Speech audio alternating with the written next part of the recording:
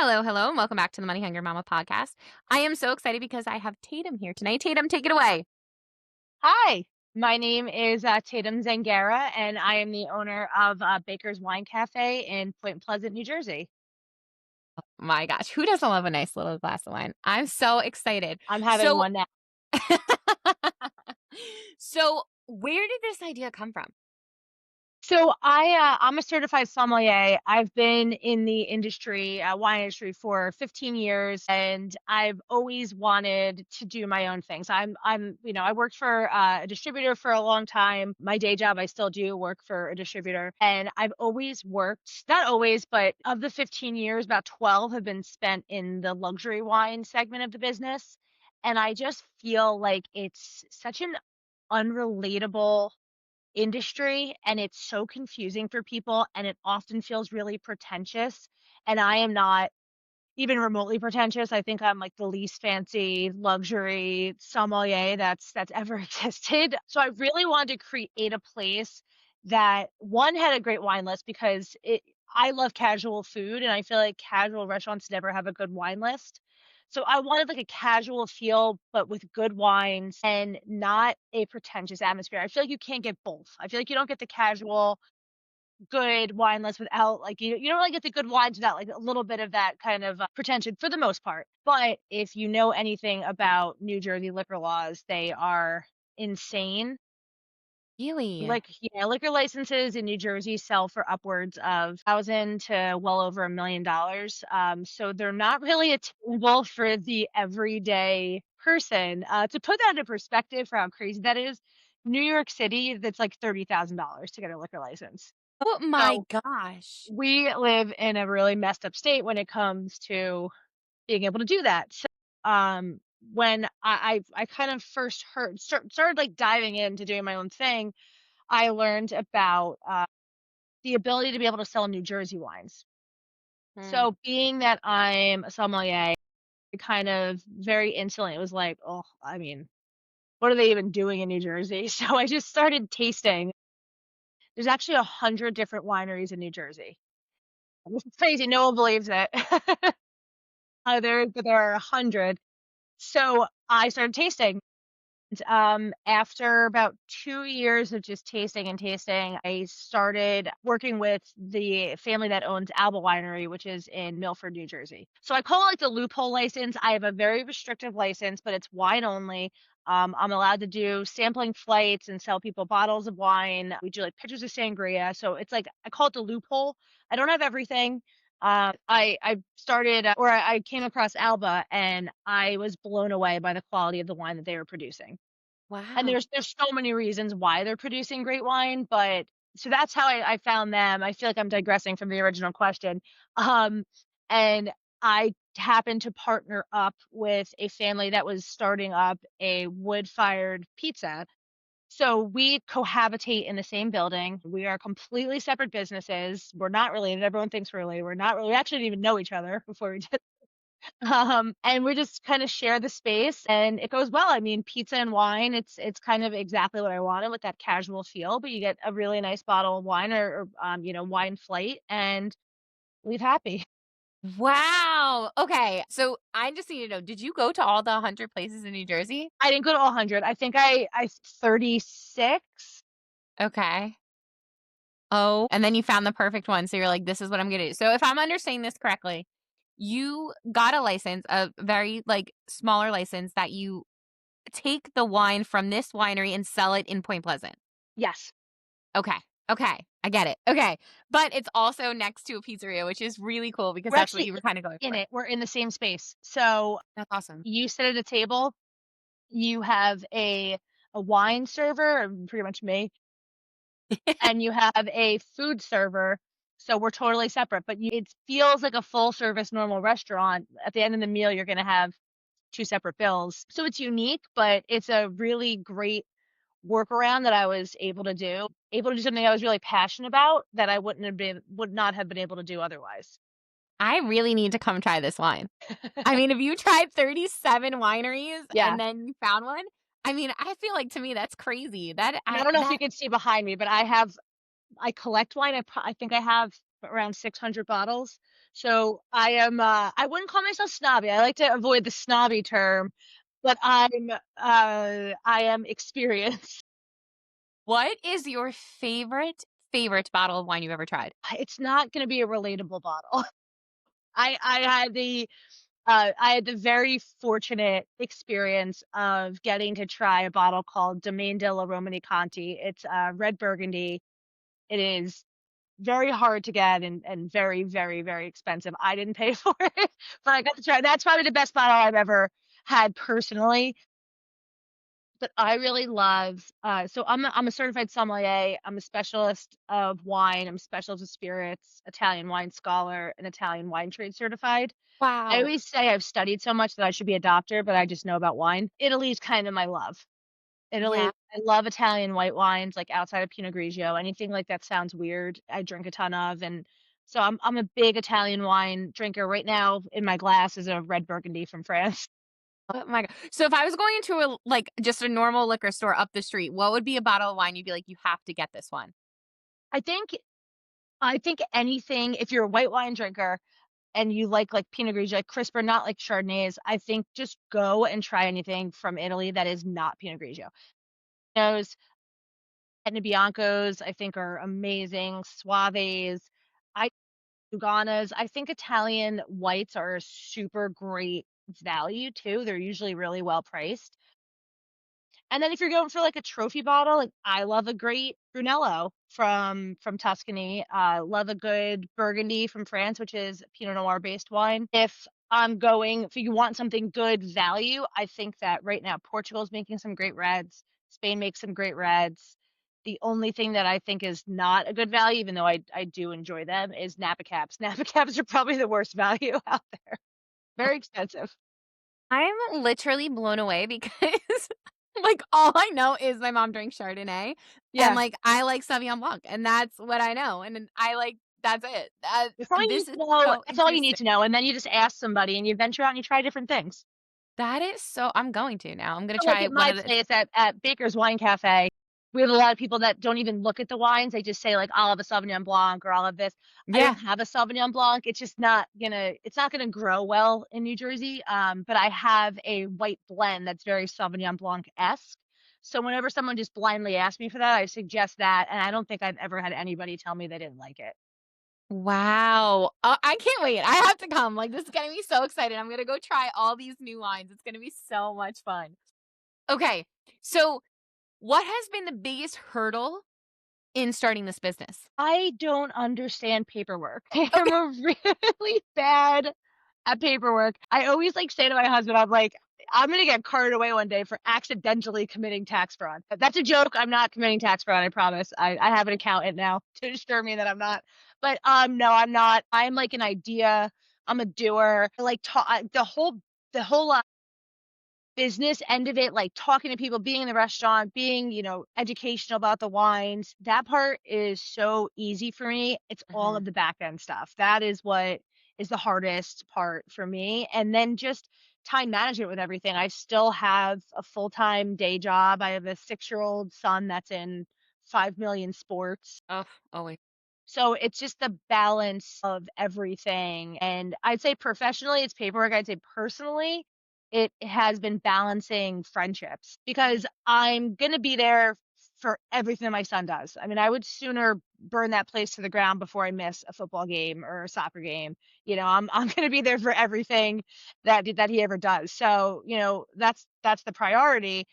And Mhm. then unfortunately, sometimes that means that I can't do a girls' night or I can't do this, and I want to so badly, and my FOMO kicks in, and that in my first year, I think it's kinda coming around. We've been open since, July of last year, so we're a year and 2, 3 months, but hanging out with my friends in the beginning, I was, like, convincing myself that everybody hates me now and nobody wants to hang out with me anymore because all I do is work, but now I think it's the I'm getting a better balance of my time at this point. For sure. And honestly, like, you're still working full time. Do you see this being your only position at any point? Or do you like working the full-time job too? You know, I'm very lucky that I have this kind of license at all, but that being said, it's still only wine. I don't have cocktails. I mean, I do have sangrias and I make specialty ones to kind of give it a cocktail kind of a feel. Like we always have red and white peach, but then I always throw in like we just did a jalapeno pineapple, which was really, really good. And we're gonna start moving into an apple cider one in the fall. It's at the end of the day, it's just wine. And when I opened with Woodshed Pizzeria, he was a little hesitant because he thought that beer drinkers wouldn't come in. So we do actually allow people to bring beer in, which is not the greatest business model in the world because then, you come in, you order pizza and you drink beer, I make $0. So I don't think that if I had just one location that could be a full-time thing, but we'll see. I mean, we'll see if we branch out or what happens. Yeah. That is so exciting because I feel like I have never even heard of this or this model. And that's why I love this podcast so much because it's like bringing light to so many businesses that I didn't Yeah. even know existed. This is really, really interesting. Okay. What has been the biggest mistake that you've had? Probably not fighting harder to not let people bring beer. I probably should just lied and been like, "I don't know the license, they're not allowed to," but, that's probably my biggest mistake. I love that. Yeah. But now they call me, like, the beer bully. 9 times out of 10, I can convince a beer drinker to get sangria. It's good, especially like Yeah. if you have all these really cool flavors. That's Yeah. really interesting. And what has been your most positive thing that's happened for your business? I think the most positive is we have so much repeat business. We have so many Uh-huh. regulars, and it's because we've created this very comfortable Mhm. atmosphere. It's very cozy inside. I'm good at remembering what people drink. I think we just try as much as we can to make all of our guests feel really appreciated because I do appreciate everybody that comes in there. And I think the community in Point Pleasant is so big on small business and locally owned Mhm. businesses. And it's just such a supportive, amazing place to have a small business. And I'm just really, really proud that people, when they come in, they always come back. And that's what's really, really, it makes me so happy. And then we have people that come in, they've been coming in a husband and wife, and then when their kids come to visit, they bring their kids in and they get excited to introduce their kids to us. And it becomes like this friendship while you're there. And you Yeah. might only know them in this really specific situation, but you really do feel like you know each other and you get excited to see each other. It's like Cheers. Everybody knows your It's like name. cheers. Oh, I don't know anyone's name, but I know exactly what they drink. If I saw them in public, I would do like the, hey, you, it's good to see you. So, don't get it twisted. Doesn't know the name, but we'll know No, your I drink know order. your face and I know what you drink. So, as far as starting this business, what has been your best marketing tool? Word of mouth. We are so, so, so lucky, and I never ever take it for granted that when the day we opened, we were busy. We have been Oh. busy. So yeah, we obviously do Instagram. We get involved with the local community a lot. We do Mhm. charities, we donate gift cards to charities in town, part of the Chamber of Commerce, which in Point Pleasant is absolutely incredible. But it really has been word of mouth, and I don't wanna credit it to just myself because Ken, who owns Woodshed Pizzeria, makes it's casual food, but it's so good. His ingredients are all fresh, we don't have anything in a freezer. His meatballs are the best meatballs I've ever had, and now I can't let my mom listen to this podcast for saying that, but his meatballs are so good, and his wings, like, they're so crispy and they taste like they're fried, but they're not, they're just grilled on the open flame, so it's his food's real and his pizza, it's all Naples style, and I think that people came when we first opened to see what was going on because that spot was empty for a little while where we're at, Mhm. Mhm. and it just took off, and the first summer, we had crazy waits because we didn't know what we were doing, and we didn't know how to flip tables, and we didn't know how to get people in and out, and we Mhm. let people sit there for hours now. So we always had these really, really long waits. And then because of that, which was probably only a product of not knowing what we were doing. And because of that, people in town were like, well, I want to get in. How do I get in? And, now our waits we still have the same amount of people, but our wait time is like 20 minutes so, and you can always grab some wine while you're waiting. So we learned a lot, but I think that it has really just been this incredible word of mouth situation. And if we start to slow down, we have every intention of doing some marketing behind that, but we haven't really had to yet.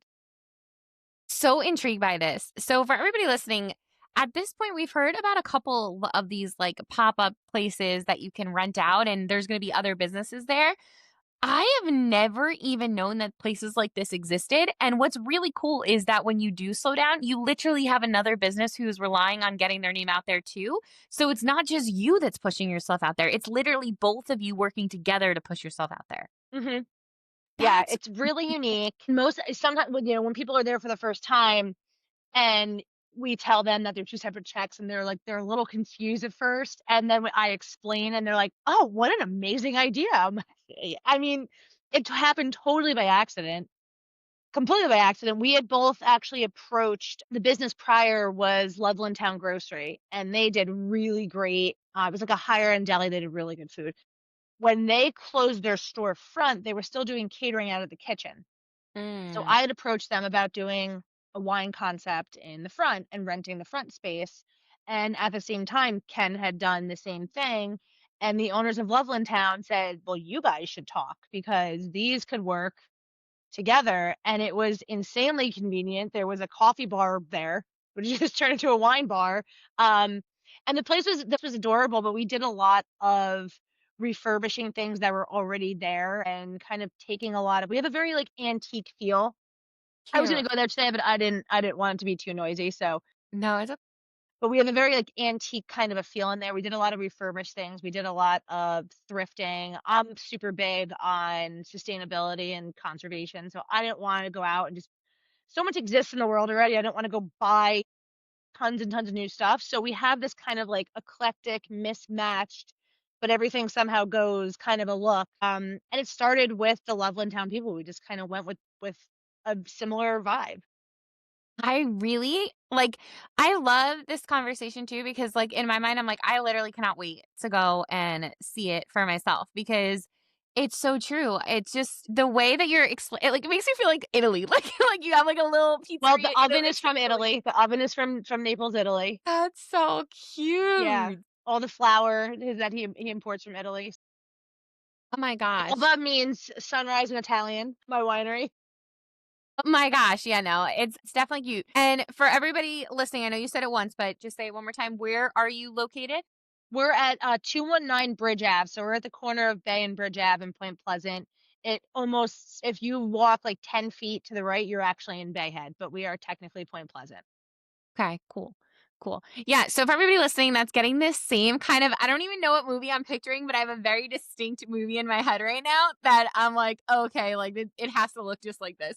And Yeah. I'm gonna remember and I will let you guys know, but it was like one of those like romance movies where it's like the Romeo and Juliet, but it was like a new modern one with Yeah. like Tharia. I'll think of it. Was it Pizza My Heart? I watch all of those, like, cute ones that you know the ending to, but you're gonna watch it anyway because it's Yeah. so cute.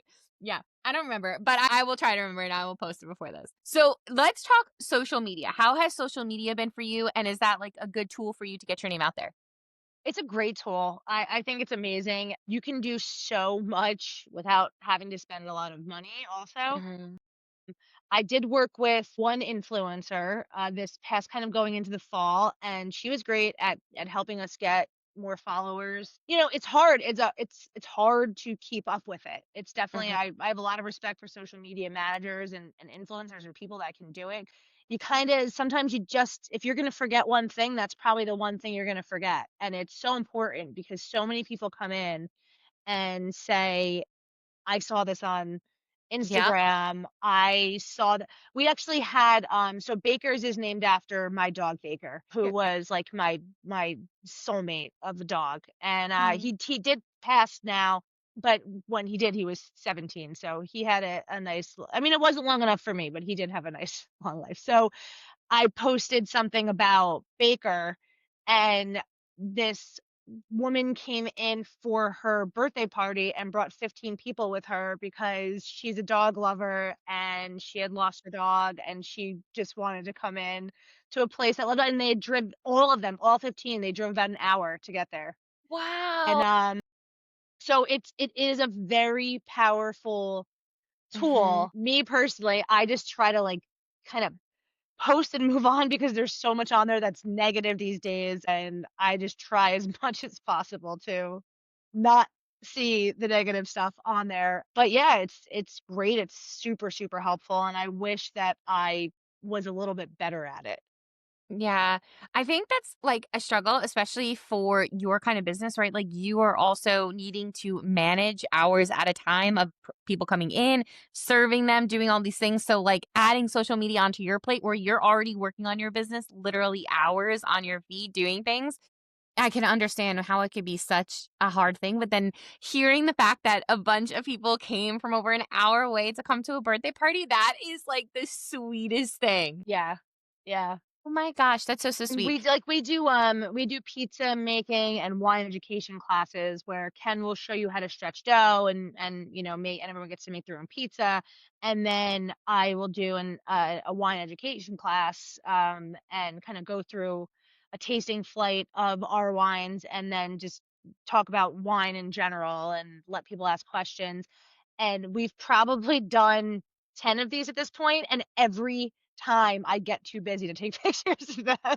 Every time, every time.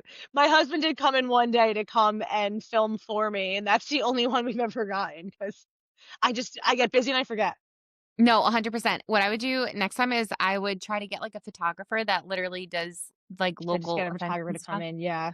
and then this way you have it for your social media because I think, you're gonna want that, and you wanna show people that because that Yes. is so, so true. Like, usually now if I'm ever, like, doing a certain event, like tomorrow, I'm hosting my first event ever, I was like, "A photographer's coming in because I can promise you I'm never gonna take a picture." I was Yep, like, yep. That won't happen." Oh my gosh, okay. This is, like I love learning new things, and the fact that not only did you start a business that is one that I don't know much about, nor have I heard of, but also because you're so well versed in it. How did you even get into this to begin with? I was actually recruited at my cousin's wedding. Mm. I went to school to work in sports. I wanted to I always wanted to work in sports, and I was doing that at the time, but I was at my cousin's wedding, and he worked for a wine, distribution company, and his boss was just talking to me at the bar, and he asked me if I would interview, and I only took it for experience. I was like, "You know what?" I was, I don't know, 22 or yeah, 22 or 23, I don't know, one of those. Uh, And I was like, "You know what? I should get some interviewing experience." So I did it for that, and then I worked for that company for 12 years. But when I started, I didn't know anything about wine. And to be honest, you don't necessarily have to sell it. I mean, there's a lot of like the bigger box wines of the world mhm. that are all about what someone else is doing to market them, and you sell them to people and they kind of sell themselves, but you really don't have to know about wine specifically. But I wanted to because I it's a very male dominated industry. Still to this day, it is Really? very, very, very male dominated, and I wanted to be smarter than the guys that I was selling wine to. So, I just dove into the knowledge end of it, and I did the specialist of wine test first, and then I did the specialist spirits test, which was actually way harder. It's an easier industry. Spirits is like nothing, not as complicated as wine is, but Yeah. I was so bored by it that it was harder for me. Nothing against spirits drinkers, but, it's just not like the romance isn't there, and the vintages and all that stuff doesn't matter. The soil, none of it matters, where it does in wine. And after that, my cousin was going for his sommelier certification, which is funny that the two of us both did this because our we don't come from a wine drinking family. I mean, we That's come from like a Carlo Rossi, like sangria drinking yeah. family, but not like a wine focused family. So when he was going for it, I was very competitive, and I was like, "Well, if you're gonna do it, I'm gonna do it." And, we actually, which is very nice, we passed our test together in Denver, and the test has about a 10 or 12% pass rate. Wow. So it was pretty cool that both of us passed on our first try. So yeah, I just kinda it was almost like an in your face, like, "I'm gonna be smarter than you." So in your face, but it was the best thing ever because I was selling wine anyway, and then because I got these certifications, I got pulled into the luxury end of the business, and Wow. now I roll around with a sample bag of incredible wines. I mean, it's really like I sound like I'm like it's bragging a little bit because it's I get to drink really great wines a lot of the times because that's what I'm selling. So it's a incredibly fortunate position to get to be in. That is so, like, it's so interesting because when you talk about selling, right? Like if somebody is listening and is like, "Oh my gosh, I really want to get into this wine business because I'm super interested in hearing you talk about this." And not open a wine cafe, but maybe actually work for it seems like it's kind of like to me, I could be absolutely wrong, like Cutco knives. When everybody kind of has their own bag of stuff and they go and then you get commission off the wine. Is that right or is this Yeah, not I right? mean, in a nutshell, yes. Like there's liquor distributors that sell to retail stores and restaurants. Got it. And that's what yeah, that's what it is. And but like I wouldn't be able to do both if the company that I worked for sold Alba wines because it would be a conflict of interest. Right. Right. So cool. So, like, you set up for your day job, you set up to go and into these different stores and businesses and say, "Hello, here is my wine." And you have like a little suitcase of wine and you're like, "Try all my wines." And if they buy them, you get a commission and then you get to spend your nights at your own wine cafe with the wine that you picked Yeah, out to sell. it's so funny when people are like, "Well, what do you do for your job?" I'm like, "I also sell wine there." It's wine all the time. And you love it though. I do, I do. It's like a passion that I never knew that I was going to have, but yeah, it's cool. That is really, really interesting. So now for the avenue of being able to be a distributor for wine, is there like a way that a mom could look into that? Is there a way to get started? There's a website called winejobs.com. It you know what the it I will say it is getting harder and harder. Wine is kind of a shrinking category right now. The ready to drinks or RTDs we call them, like high noons or, Surfside's colors, that's cutting Mhm. into a lot of it. And then THC drinks, dispensaries, that kind of cuts into it. And there's been trends in other states where for the first 4 years after, cannabis becomes legal, there's a dip in wine sales, and then they kinda come back around. I mean, wine's been a beverage for thousands of years, Yeah. so I don't think it's going away. It's but I would if anybody is interested in getting into it, the first thing I would say is there is a lot of rejection. You have to have thick skin, and people are mean.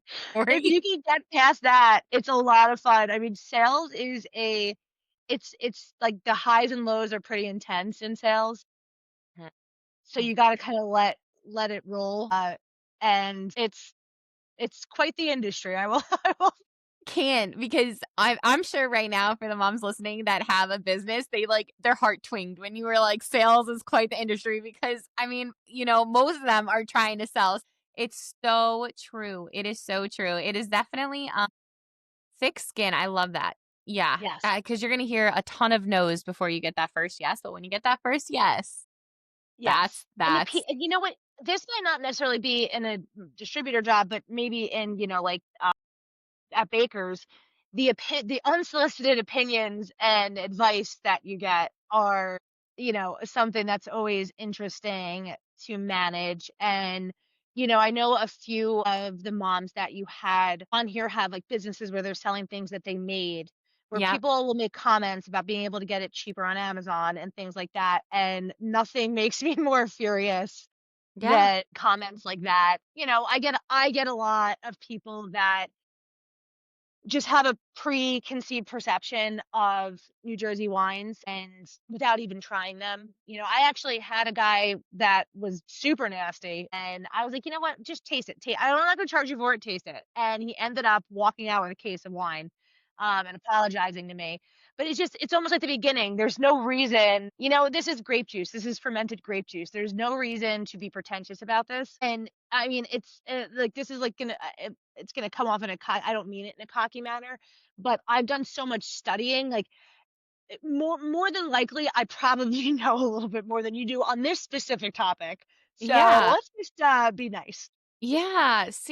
I never understand why people have to just like be mean with their opinions. It's okay to Right. give your opinion, but then like Yeah. That's Or it. walk away and call your friend and say it. You don't have to, like Yeah, and like the women that are doing this are we're working our butts off and we are sacrificing things and there is just no reason to be negative to my 100%. face and kind of bring me down. And I do struggle with that a lot is I want people to like me and I want people to like my product and I will have 99 people say the nicest things to me and then I'll lose sleep over the one person that says something negative, and I will think about it over and over and over and Yeah. over again. And then I'm like, "Why?" Because everybody else said such positive things. We literally just talked about this on the podcast too, and it's like you could sit there and hear how incredible you are and all of these things, but that one will like fester and live there for so long. But it's just like, you need to have that really good support system that's around you to be like, no, no, like come on, you're amazing, you're doing this. Like, because if you let it live in your brain by yourself, oh no, that Yeah. can sabotage you altogether. Yep. 100%. So for a mom who's listening who is like, "Oh my gosh, Tatum is living my dream life." And she has a passion for food or wine or hospitality, but doesn't know where to start. What's one or two steps she could take this week to move closer to her dream? I think talking to people, talking telling people what your dream is because funny enough, I had had this idea in my head for so long. And I had always taken steps on my own and it just never worked. I was just telling my neighbor about it one day. She was like, "Well, Loveland Town Grocery closed the front, but the back's open. Like, you should talk to." So it like kicked off by just someone's idea, and it's talking. Just I think that's the best thing you can do because some people you're going to hear a lot of dumb ideas, but Yeah. one person might have the best idea. And I think that's like so important. And I feel like I don't even thank my neighbor enough and let her know, like, she was the catalyst that kicked this all off. I'm gonna go send her a bottle of wine when we're done with this now. Just so you know, I love you. But I think that people know people and people wanna help people, and there's a huge group of there's a lot of people that care about local. As many people that are getting Amazon deliveries to their house every 3 days, there's an equal amount of people that wanna buy local and they wanna shop local and they wanna help you get to your dream because I think it does better communities. I read something that says if you shop online 1 cent goes to your community, but if you shop local, 67 cents of that dollar. So, like, out of every dollar you spend, 67 cents stays in your community. And that was a big thing for me. And I think that small business makes communities better. And if you have the time and the drive Mhm. to want to do it, it's a very doable thing. I mean, not that it's easy. I'm so lucky my husband is an amazing support system for me, and I had a really great situation that I was able to work with, but it did take years and years of me wanting to do it in different ways, and this was not what I planned. I am totally in the restaurant business by accident. This was not Yeah. even remotely close to my plan. People are always like, "You own a restaurant?" I'm like, "Totally by accident. I don't." I actually very specifically always said I would not do what I'm doing. So the concept was different, and I think rolling with the punches, and if you know what you want, it could take a long time to get there, but you don't. That doesn't mean that you aren't going to get there. Yeah. No, and it's so funny, like, just, like, hearing how this wasn't even a path for you, Like, you never really honestly know where you're gonna end up, It's as so long as, crazy. like, you have a passion for something, like, you have the passion for wine, and you don't know how it was gonna happen, but you now have a full-blown business for your passion, which is incredible. First day we were open, we did a friends and family night and we ended up just letting everybody in because we had like all these people that just wanted to come in. They saw our lights were on. They just wanted to come in and we were so packed. And at the end of the night, I went outside and I just started crying. Like I like looked at the building and I just started crying. And I was like, I can't believe that I did this. And it still feels weird to me when people say really nice things to me. And I'm like, I can't believe anyone gives a shit about something that I did. It feels like a weird thing, and it's so nice, and when they say, like, when people, like, customers come in, they say something nice, I'm like, "You have no idea how much hearing the nice things means to me." Gosh, it's so true though. Like, I don't think I always am trying to say nice things just because I want to make people's days better, but I don't even think when people hear it, their first thought is, "Oh my gosh, like I really, really needed that." I love it. So, what does being a money hungry mama mean to you? Well, that's a good question. I think it just means, security and independence to me. I've always been a very independent person. I came from a family that during the when the economy crashed in 2008 was Mhm. really rough time, and I kind of like bootstrapped it up and helped my family move through all of that. And I think that that changed me a little bit with how I view nest eggs and my future and all of that. Mhm. And I think it's just important. To just to feel like that comfortability for me personally. And it's not all about, money. I think it's about feeling proud of yourself and Yeah. like you're doing something that my son can, look up and be proud of. I mean, he makes fun, he calls me wine girl, but I think that also showing him that hard work is really important is something that's, really important to me. Hard work, but also putting family first. Yeah. No, I love that. I think, they see everything that you're doing. And it's like, how cool is it that my mom didn't follow the normal path? Like, I could literally do whatever I want. Yeah. And I love Yeah. that. I love that. So, Tatum, how can our listeners support you? Well, you could follow us at Baker's Wine Cafe on Instagram. My personal handle is the Jersey Somm. It used to be Cool Wine Contact. Now it's just pretty boring. It used to be much cooler back in my younger days. But we are at we actually do private parties if anyone's looking for. We did this past weekend. We did a baby christening and we did a baptism. Next weekend we have a first Yay. birthday. So if anyone's looking for a really cool kind of casual party, we do those. We do pizza and wine classes. You can check the schedule out at woodshedpizzanj.com and come on and visit us. We're open Wednesdays through Sunday, 4 to 9 p.m. Very cool. And how many people can you fit if people were wanted to book a party? Inside 50. Cool. You can use the outside if it's nice out, but we're going into the winter, so 50. Love it. Love it. Oh my gosh. Thank you so much for being on today. This was Thank so much fun. you. Thank you so much.